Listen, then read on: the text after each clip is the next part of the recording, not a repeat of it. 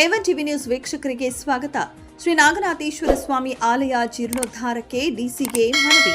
ಜಿಲ್ಲೆಯ ವಾಣಿಜ್ಯ ನಗರಿ ಚಿಂತಾಮಣಿ ನಗರದಲ್ಲಿ ಸರಿಸುಮಾರು 6-7 ವರ್ಷಗಳಿಂದ ಇತಿಹಾಸ ಪ್ರಸಿದ್ಧವಾದ ಶ್ರೀ ನಾಗನಾಥೇಶ್ವರ ದೇವಾಲಯವು ಜೀರ್ಣೋದ್ಧಾರ ಆಗದೆ ಪಾಳು ಬಿದ್ದಿದ್ದು ಕೂಡಲೇ ಜಿಲ್ಲಾಡಳಿತ ಮಧ್ಯಪ್ರವೇಶಿಸಿ ಜೀರ್ಣೋದ್ಧಾರಕ್ಕೆ ಕ್ರಮ ದೇವಾಲಯದ ವಹಿಸಬೇಕೆಂದು ದೇವಾಲಯದ ಭಕ್ತರು ಗುರುವಾರ ಜಿಲ್ಲಾಧಿಕಾರಿಗಳನ್ನ ಭೇಟಿ ಮಾಡಿ ಮನವಿ ಸಲ್ಲಿಸಿದ್ದಾರೆ.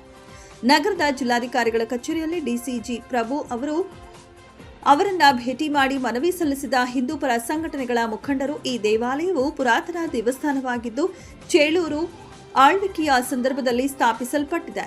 ಶಿವಾಜಿ ವಂಶಸ್ಥರ ಆಳ್ವಿಕೆಯ ಸಂದರ್ಭದಲ್ಲಿ ಈ ದೇವಾಲಯವಿತ್ತು ಎಂಬ ಪ್ರತೀತಿ ಇದೆ ಎಂದರು.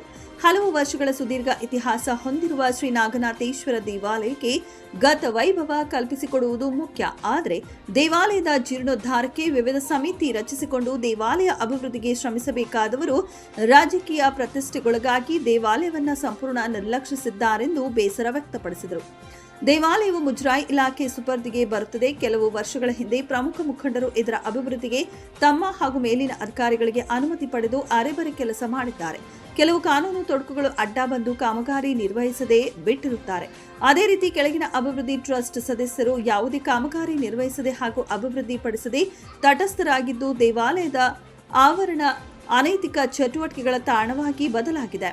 ಇಲ್ಲಿಗೆ ಬರುವ ಭಕ್ತರು ಪೂಜಾ ಕೈಕರ್ಯಗಳಿಗೆ ಹಾಗೂ ಸಂಸ್ಕೃತಿಗೆ ಧಕ್ಕೆ ಉಂಟಾಗುತ್ತಿದ್ದು ಹಿಂದೂ ಸಂಪ್ರದಾಯಕ್ಕೆ ಅನ್ಯಾಯವಾಗುತ್ತಿದೆ ಎಂದು ಮುಖಂಡರು ಡಿಸಿಗೆ ವಿವರಿಸಿದ್ದಾರೆ. ಪುರಾತನ ಮತ್ತು ಪ್ರಸಿದ್ಧ ದೇಗುಲ ಜೀರ್ಣೋದ್ಧಾರವನ್ನು ಶೀಘ್ರ ಕೈಗೊಂಡು ದೇವಾಲಯದ ಗತವೈಭವ ಮರುಕಳಿಸಬೇಕಾಗಿದೆ. ವಿಳಂಬ ಧೋರಣೆ ಮುಂದುವರೆದಲ್ಲಿ ತಹಶೀಲ್ದಾರ್ ಕಚೇರಿ ಮುಂಭಾಗದಲ್ಲಿ ಶಿವಭಕ್ತರನ್ನೆಲ್ಲ ಸೇರಿಸಿ ಹೋರಾಟ ನಡೆಸುವುದಲ್ಲದೆ ಅಹೋರಾತ್ರಿ ಧರಣಿ ಮಾಡಬೇಕಾಗುತ್ತೆ ಎಂದು ದೇವಾಲಯದ ಭಕ್ತ ಅಗ್ರಹಾರ ಮೋಹನ್ ತಿಳಿಸಿದ್ದಾರೆ. ನಾಗನಾಥೇಶ್ವರ ದೇವಸ್ಥಾನ ಪುರಾತನ ದೇವಸ್ಥಾನ ನೆನಗುದಿಗೆ ಬಿದ್ದಿದೆ.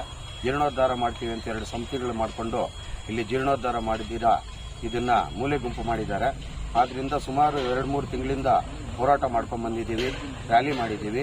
ಯಾವುದೇ ರೀತಿಯಾದಂಥ ಸ್ಪಂದನೆ ಇಲ್ಲ. ತಾಲೂಕು ಕಚೇರಿಯಲ್ಲಿ ತಹಸೀಲ್ದಾರ್ಗೂ ಸಹ ಮನವಿ ಕೊಟ್ವಿ. ಅವರು ಬಂದು ಎಲ್ಲ ನೋಡ್ತೀವಿ ಅಂದ್ರು, ವಿಚಾರಣೆ ಮಾಡ್ತೀವಿ ಅಂದ್ರು. ಆದ್ರೂ ಅವರು ಸಹ ಯಾವುದೇ ರೀತಿಯಾದ ಸ್ಪಂದನೆ ಕೊಡ್ತೀರಾ ಈ ದೇವಸ್ಥಾನ ಹಂಗೆ ಬಿಟ್ಟಿದ್ದಾರೆ, ಜೀರ್ಣೋದ್ಧಾರ ಮಾಡ್ತೀರಾ. ಆದ್ರಿಂದ ಇವತ್ತು ಶಿವಭಕ್ತ ಸಮೂಹ ಹಾಗೂ ನಾಗನಾಥೇಶ್ವರ ಯುವಕರ ಸೇವಾ ಸಮಿತಿ ವತಿಯಿಂದ ಸುಮಾರು 40ರಿಂದ 50 ಜನ ಜಿಲ್ಲಾಧಿಕಾರಿಗಳಿಗೆ ಹೋಗಿ ಮನವಿ ಪತ್ರ ಕೊಟ್ಟು ಈ ದೇವಸ್ಥಾನ ಉದ್ಧಾರಕ್ಕೆ ಆಗ್ರಹಿಸ್ತಾ ಇದ್ದೀವಿ. ನಮಸ್ತೆ, ನಮ್ಮ ಹೆಸರು ಮೋಹನ್ ಅಂತ. ಶ್ರೀ ಶಿವಭಕ್ತ ಸಮೂಹ ಹಾಗೂ ನಾಗನಾಥೇಶ್ವರ ಯುವಕರ ಸೇವಾ ಸಮಿತಿ ವತಿಯಿಂದ ನಾಗನಾಥೇಶ್ವರ ಜೀರ್ಣೋದ್ಧಾರಕ್ಕೆ ಆಗ್ರಹಿಸಿ ಸುಮಾರು ಹೋರಾಟ ಮಾಡ್ಕೊಂಡು ಬಂದಿದ್ದೀವಿ.